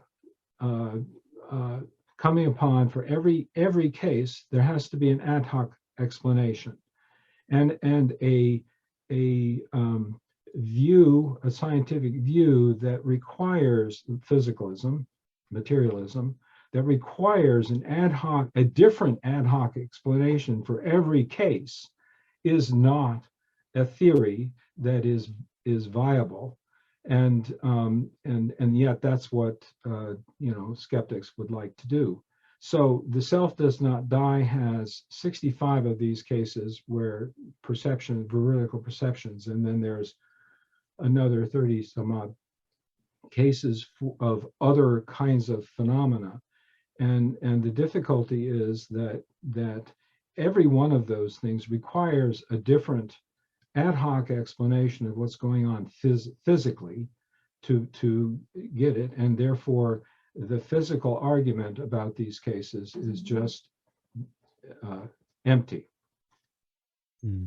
Can I make a comment here? Please. Yeah, of course you can. I spoke with Karma about this while he was in my friend's body. And I said, is there still a reason for me to be here? Because I was contemplating suicide at the time. And he said, without a fraction of a second wait time, he said, yes, emphatically. And I said, what is my purpose? And he said, I don't know. That's for you to determine. And I was amazed. I was speechless because at first, I didn't understand what he meant. It took a few days, maybe a few weeks to process it. But what I finally understood was he was giving me permission to define my own purpose. And he already knew what I would do if I was given permission. So my cat knew me better than I knew myself. And he gave me permission to do what I came here to do and thought was the right thing, but wasn't sure. He told me, go ahead, go for it, you're right. So yeah, we do have purposes for coming in. And yeah, we can get information from the other side about that. Mm. Yeah. And that's a very And I important would lesson. suggest 'Cause, that the person who made that statement should read Hello from Heaven by Guggenheim and Guggenheim. mm, That book converted me on ADCs. mm. Absolutely. It's a very important lesson that there is always a purpose, especially when you're in the suicidal state. I mean, you know, my mum very recently divulged to me that she was getting there after the loss of our dogs. And luckily, you know, having been around me, and of course you can't really escape it when I've got a whole podcast and everything on the subject, she kind of understood that that it's not effectively just pointless. And it's important that a lot of people understand that, because grief is a horrible thing. And I suppose the second part Suzanne, did you want to add anything else to that? No. And the second part of Rational Thoughts comment is mediums are all and this is an argument I hear quite a lot as well, so it's probably important to get your view on it. Mediums are all frauds who prey on the grieving. Look up the James Randi Educational Foundation. Okay, well, Let Kenny answer. do you want to answer that, Kenny? I do. I think mentioning James Randi and education in the same sentence is bad, because James Randi is all about not learning anything. He's also dead, so he knows better now. Yeah. But Doesn't speak ill of the dead. yeah. Now I've lost track of what the question was. Well, mediums are all frauds who prey on the grieving. Look up the James Randi Educational Foundation. Right. So I was obviously grieving 21 years later when my cat came to me, right? I mean, that would be the explanation from this person. I hadn't thought about karma for a couple of weeks before that night. I think of him often, but I was in a period where I was not thinking about him, probably because I was thinking about killing myself. He came to me anyway. It's not something I conjured. It came out of nowhere. And he didn't come to me, he came to my friend. So it's not just a subjective experience. It's at least intersubjective. There's nothing like experience to cure a skeptic. So if the skeptic can be open to things, the skeptic might discover things that can change the skeptic's mind. And I might insert here that I began my life as a scientist. I have a PhD in physical chemistry, and I was a materialist until I started thinking. So that's my piece. yeah, and mediumship is not well. We focus on spontaneous mediumship. In other words, somebody is coming and it's not being expected, and there's nobody else involved. There's no medium involved. But there is, after death communication. But mediumship, with spontaneous mediumship, the person is not. In fact, the person, the NDE, usually an NDE or somebody who has an open channel, or so to say, and they get a message that says, tell this person this thing, and they feel really uncomfortable. They don't want to say that because, you go up to somebody and say, well, I just had a message for you, and here's the message. But when they do that, they find that it is extremely relevant and essential, in many cases, essential that the person have that message. And those are the cases that are more of interest.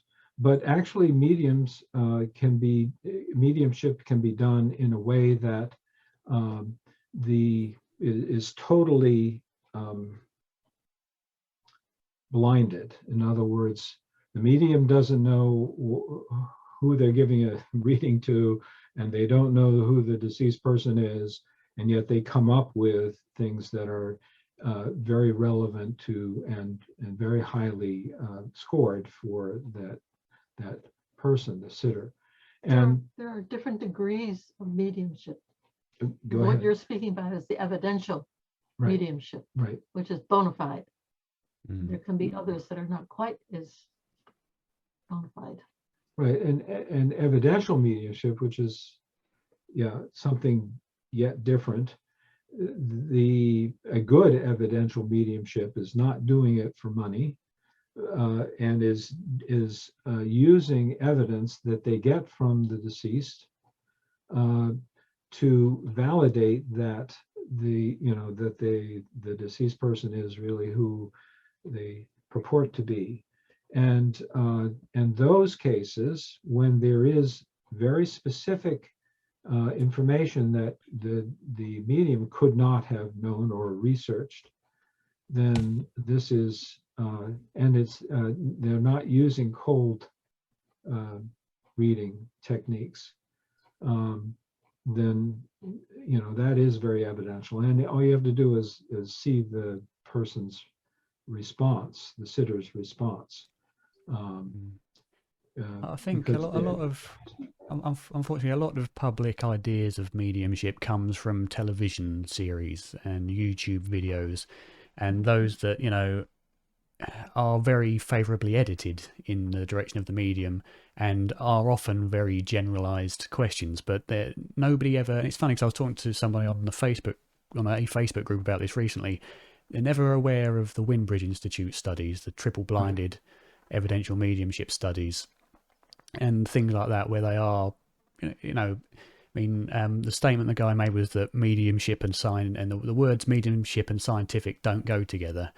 And I said, well, you look up this study by the Windbridge Institute, who had controls, had triple-blinded protocols in there, and knew exactly what they were doing and came up with statistically significant results. Because as you say, Robert, there's nothing like seeing the face of those involved, or even better, going and having a reading done yourself. But also, you also got that's qualitative data, but you also do have the quantitative statistical data that comes out and does show a statistically significant result. For those who aren't statisticians, that basically means it's very unlikely that the results were a result of chance alone. There was an effect taking place. So I think, if you're looking at mediumship, don't look at the Long Island medium or John Edward or folks like that. Look at the Windbridge Institute and people who do scientific studies on them, and look at the results they get and the conclusions they draw. So there is one more question, unless Kenny, you wanted to add anything else? I think I had something, but it went away. So, no. Something that very often happens to me. It always happens live as well. Okay, well, I'll go on for the next question. If you remember, just interrupt us, Kenny, and add your bit. But it's a question from Joel, and this is again aimed at Robert and Suzanne. But again, I think it's better as a general question. What are your thoughts on an idealistic view of consciousness? Idealism. Okay. Yeah, there's well, I've made this statement before, but about idealism, but I have to say that there are basically, idealism has a number of forms, but it's saying that if it's a monistic idealism, which is usually what it is, that says there's one thing, and the one thing is either matter or mind. And the evidence is so strong. It's like if you want to ignore the mind part of it, being a materialist or physicalist, then all of the NDE evidence and so on that we've been talking about is there.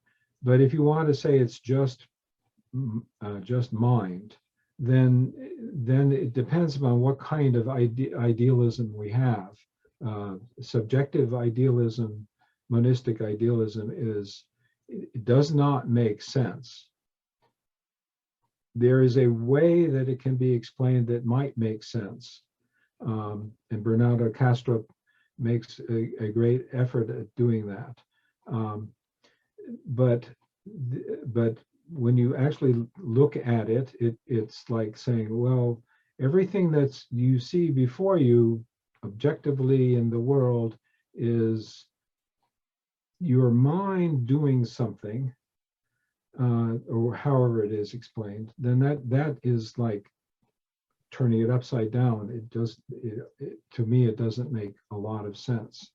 There is a way of looking at all of reality if you include the transcendent reality and say that all of reality, all of physical reality is dependent on the transcendent reality for existence, then it is idealistic.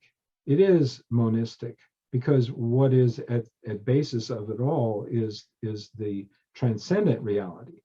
And so, okay, that kind of idealism I could take, but the kind of idealism that says that it's your mind that is creating reality, or however Kenny might want to respond to this, then I don't buy it.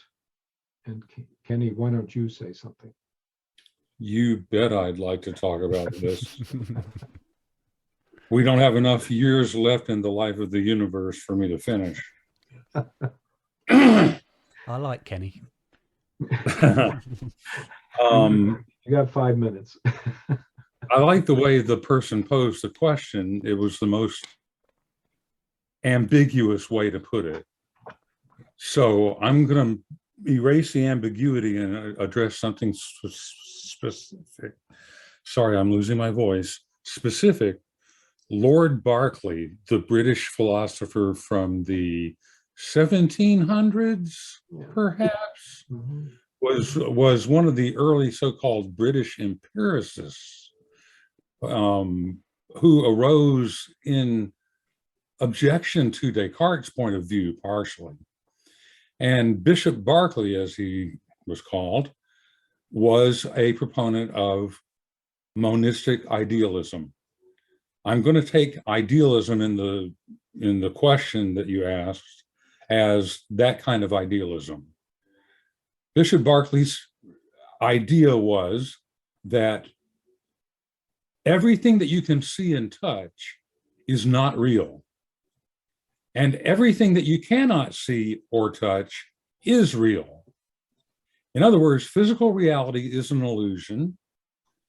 It's a product of the single central source mind. He wouldn't hesitate to say God. And we are all inhabitants of God's mental world. There is no physical world. The physical world that we seem to live in is an illusion. So, under Berkeley's interpretation, science makes no sense. You can't do science if the physical world is imaginary. That it just doesn't make any sense. Science is all about demonstrating something to be as true as we can demonstrate it to be with what we've got at the time. And it's an investigation of the physical world and human beings based on the idea that they're really there, it's real. So Berkeley's idealism erases science. And if you believe in idealism, you better reject science in its entirety, because it's based on investigating things that are imaginary. QED. I'm not sure exactly what kind of form of idealism Joel was referring to, but I believe he's kind of coming at it from a Bernardo Castro point of view, as Robert mentioned him earlier. which is more, I think, that the physical world is kind of is a mental state, but it's a dissociated mental state. So the physical world is what the mental phenomena looks like from the point of view of physical matter. It's very confusing to me as well to try and define it, but I think that's essentially what he means. I don't get that at all. Suzanne wants to say something about this too. So I'll try to speak about ideally what is the study of consciousness. And I'll say it very simply. There is no matter without spirit. There's no spirit without matter. So this whole exploration about consciousness, what is thinking, how do we know anything, is really a spiritual science. It's a philosophy of freedom of who we are as human beings, as distinct spiritual entities. And how is it that we could possibly have freedom in this realm, being in a body?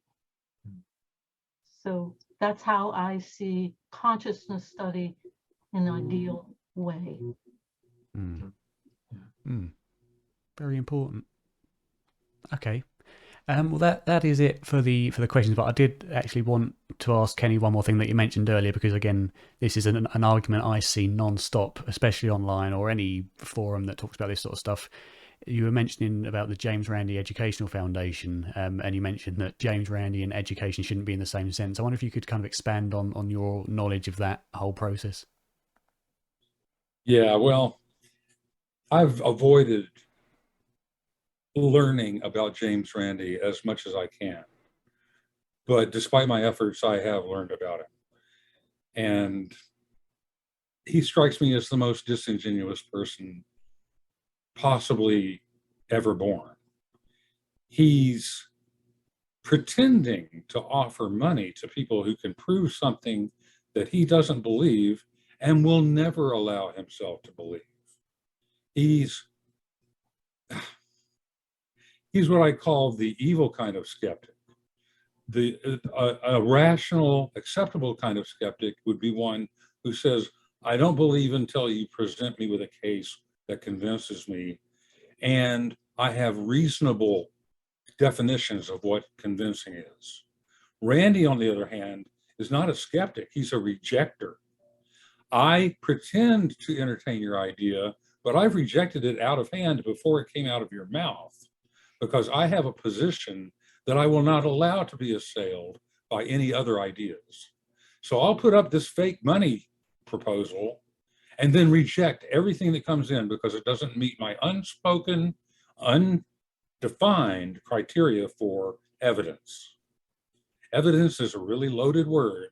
It can mean a lot of different things to a lot of different people. And for him, there was no such evidence that could shift his thinking. That's why he was so able to so confidently make that proposal, because he was the one that sat in judgment of whether or not it was sufficient evidence. And he was the one who defined evidence. He just didn't tell us what it was. So I have no respect for the man. I think he's a con artist. Sorry to be blunt. That's fair enough. Absolutely fair enough. Robert, Suzanne, anything you wanted to add on that? No, that was pretty good. But hopefully now, wherever he is, regardless of what sort of person he was, hopefully he's happy and content, and maybe he's learned from any disingenuous nature. I'm not going to say he was, because I don't know him or haven't really looked much into him, but if he was that way, hopefully he's learned from it. Yeah. And all the best to him. But I suppose one thing you can say about Randi, one thing you can say about Randi is, whether he was a genuine skeptic or not, he obviously did a very good job because he was very successful at it. So respect to him for that. And there are a lot of magicians that are very, very successful. Absolutely. Okay, so I think we've reached about the end. We've gone 30 minutes over, which is always nice because that means it's been a nice conversation, which is how I like to do things.